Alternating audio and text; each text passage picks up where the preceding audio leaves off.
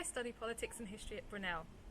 Well, if you've turned on the TV recently or been on social media, you may have seen the Black Lives Matter movement. Some of you may have been actively involved. One of the things that Black Lives Matter have been saying is that racial discrimination comes in part from a lack of knowledge and understanding, that the Western world has been ignoring or misrepresenting black history for a long time. And they're right. If you studied history at school, you probably didn't, for example, learn anything about the history of the British Empire in Africa. And if you did, you probably learnt more about the Empire and British people than you did about Africa and African people. Brunel is one of only a handful of UK universities that teach modules in African history.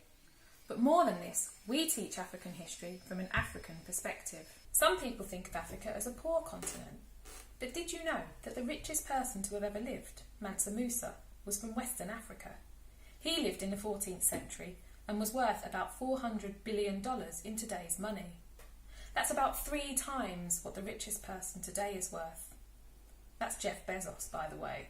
In another example, some people think that the end of the British Empire in Africa was a peaceful process, led by the British wanting to do the right thing. But the truth is, there were AntiColonial Resistance movements across the continent led by powerful African nationalists. And in some cases, the British responded with violence. For example, in Kenya, the British put freedom fighters, the Mau Mau, inside concentration camps. In these camps, the Mau Mau were subjected to torture and mistreatment. In 2013, some Mau Mau veterans successfully sued the British government for these human rights abuses. These are the types of things that we cover in my modules.